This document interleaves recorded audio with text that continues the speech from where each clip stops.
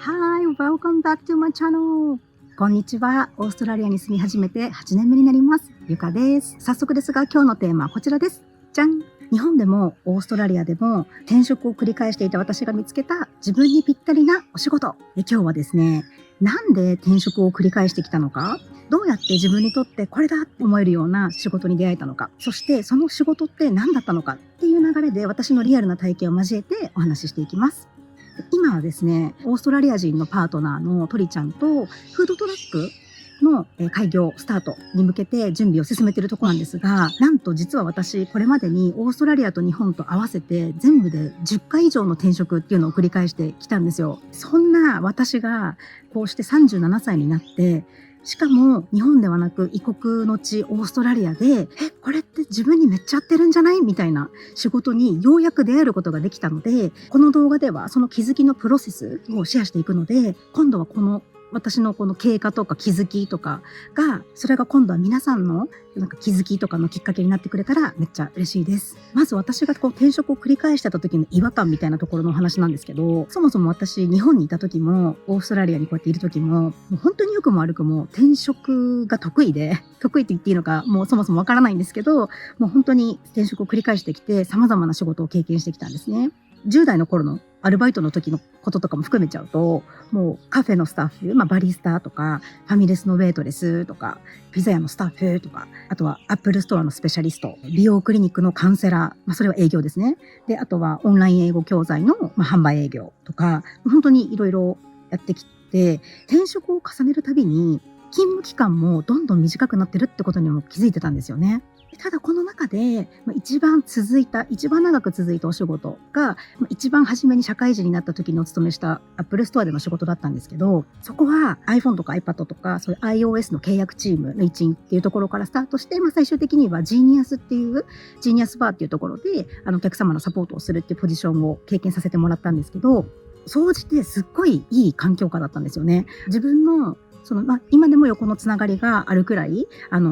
みんな仲間とも仲良かったし、上司とかマネージャーとかにもよくしてもらって、でもう休みも取りやすいっていうんで、結構本当に環境としてはすごい良かったって思うんですよ。なのにそんなにいい環境だったのにもかかわらず、当時思ってたことがあるんですね。それ何かっていうと、このポジションって私じゃなくても別に良くないっていう、私じゃなくても別にいいし、代わりならいくらでもいるよねっていう感覚だったんですよね。なんだかもちろん刺激的ではあるんですけど、でもとはいえ毎日が同じことの繰り返しみたいな感覚になっちゃってたんですよね。例えばですけど、社内で昇格して本社勤務になるとか、社内でキャリアを積み上げていくっていう未来があんまり見えなかったんですよね。あとは、これは別にどこの職場でも言えることなんですけど、初めはすごい楽しくやってて、で楽しく邁進してますみたいな感じで働いてるんですけど、しばらくすると全体像が見えてくると、また次の新しいワクワクを見たくなるような感情っていうのも出てきてたんですよね。最終的に暇さえあれば求人サイトを見漁ってるみたいな状態でした。この求人サイトを見るのがまた楽しいんですよね。宝物探ししてるみたいな感じで。だけどこれって地に足ついてないっていうか、目の前のもう今ちゃんとできてる仕事をちゃんとこなせてないっていうか、そんな感じがあったなって思います。一生懸命になれてないっていうかね。私の当時の頭の中っていうのが、往復の通勤時間と、その1日8時間っていう勤務時間と往復の通勤時間、あと休憩時間も含めたら、日に合計10時間は使ってるし、それをこの1日だけで10時間でしょって、それを週5か。これで月にもらえるお給料ってたったのこれだけかみたいな、こんな考えで言っちゃってたんですよね。なので正直、こんなに拘束されてこれだけみたいなっていう感覚だったんですよね。で、じゃあ年収いくらもらえたら満足できるんだろうと思った時に、違うかなみたいな。いくらもらったとしても今のその働き方は違うみたいな感じでした。多分1日10時間週5日っていうものすごい長い時間を、人生のほとんどの時間を誰かの他の会社のために使ってるっていうのが腑に落ちなかったのかなって思います。だったら家族とか身近な人のために使いたいなっていう思いもどっかで引っかかってたんですよね。そんな転職繰り返した時にオーストラリアへワーホリ行こうって言って、決意したのも大きな転機だったんですけど、その渡航後今のパートナーと出会って、出産して、結局もここにいるわけなんですけど、で、その妊娠をした時に、それをきっかけに、我が子とできるだけ一緒にいたいっていう思いがあって、で、そこで動画編集のスキルを学んで、オンラインで完結できる働き方にシフトしていったっていう状況だったんですね。で、雇われずに自分の力で収入を得るっていう体験を通じて、今までの働き方ってめっちゃ受け身だったなってもう痛感したんですけど、同時にね、その企業で雇われてた時っていうのは、どれだけありがたい環境で働かせてもらってたかっていうことにも気づけました。で、今度それでですね、息子がだいたい3歳半ぐらいになるときに、心の中にまた新たな葛藤が湧いてくるんですけど、もっと外に出たいとか、もっと直接人に会って触れ合いたいみたいな思いが出てきたんですよね。あとは、もう一つ現実的な問題として、私の場合フリーランスで、動画編集で日本円で収入を得ていたので、そうなってくると、オーストラリアが基盤の私からすると、私たちがじゃあ今度、なんかローンを組もうみたいになった時に、ローンが組めないっていう問題も出てきたんですよね。しかも、当時そのパートナーのトリちゃんも独立したばっかりのメカニックだったんで、じゃあ一回ちょっと雇用される形で、どっかの会社に働くっていう形で、5ドルの収入を増やそうっていうふうに、夫婦で話して決めました。ちょっとした方向転換ですね。そもそもそれまで約4年以上もフリーランス1本で仕事をしてたんですけど、フリーランスオンライン完結みたいな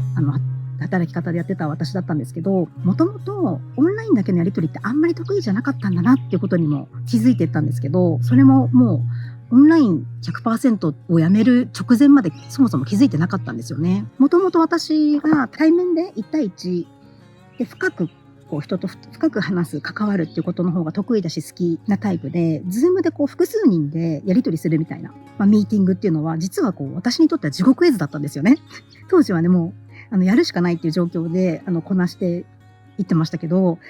今思えば終わった後の疲労感はなかなかのものでして、その当時はそれが苦手ってことも気づけてなかったので、そもそもなんでそれがそんな苦手だったかっていうと、画面越しだけだと人の温度感とか雰囲気、あとは間がつかみにくいんですよね。で、そのせいで無意識にそっちに気を取られちゃって、結果として必要以上に疲れちゃったりとか、話の本筋から意識がそれるみたいな悪循環に陥っちゃうっていうのがありました。なんか今相槌入れた方が良かったかなとか、やべ、違うこと考えてた、とか、この時点でもう話に置いてかれちゃいますよね。こういうこと違うこと考えちゃってるんで。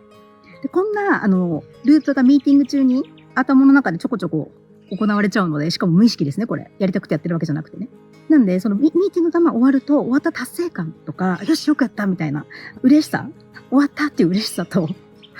で、プラス、ぐったり来てるみたいな疲労感もあったりとかして、っていうのが、都度だったんですよね。そのフリーランス一本にしてた時。で、今思えば、これって私の脳の特性が結構大きく関わってたなと思うんですよ。ただ、今は自分のこの脳の特性が分かったおかげで、手に取らない方がいいことっていうのが明確になったんですね。これは違うとか、これはちょっと私苦手なやつだなとか、自分が手に取るべきでない類のものが以前よりもクリアに分かるようになったので、そこでもうオンラインのみの展開を目指すべきじゃないなっていうのも分かって切り替えやすかったっていうのも当時ありました。なので、内省する習慣と脳の特性を知れたこと、結果この組み合わせによって、キャリアに関しての満足度っていうのがだいぶ高まってきたように思います。ちなみに皆さんも、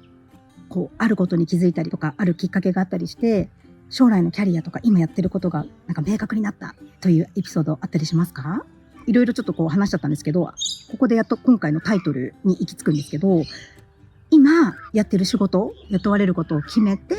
それを副業にする形で始めて、約今1年ぐらい経ったんですけど、今その仕事が、まさに自分のちょっと厄介な特性と思ってた傾向を活かせる仕事で、しかも仕事に対しての考えを払拭してくれたお仕事だったんですよね。で、その仕事何なのっていうと、サポートワークっていう仕事です。NDIS のサポートワーク、またはそのサポートワークで働いている人をサポートワーカーって呼んだりするんですけど、はい、サポートワーカーとして今私は、こっちでカジュアルジョブっていうその働き方で働いてるんですけど、障害を持つ方へのサポート支援になります。オーストラリアでは NDIS っていう制度があって、その制度のもと、障害のある方とか、その方々の生活や社会参加をサポートする職業のことですね。これが、結局結論というか、サポートワークっていうお仕事が一番自分に適職だったっていうのを、だいたい今10ヶ月ぐらいやって気づいたことなんですね。今回はそれが、いろいろ自分の背景とともに、サポートワークが一番自分に合ってるんじゃないかって今も10ヶ月続けてきてそう思えてるっていうところなんですけど、次回の動画ではこのサポートワークについて、実際にどんな業務をしてる、お仕事としてどんな業務をしてるのかっていうことと、なんで ASD とか ADHD の特性を活かせてるって感じるのかとか、あとはなんでこれが合ってるって思えるのかっていうところ、あとは、あと時給とか給料もどんな感じなのかっていうところを掘っていきたいと思いますので、次の動画も楽しみにしておいてください。それではありがとうございました。またね。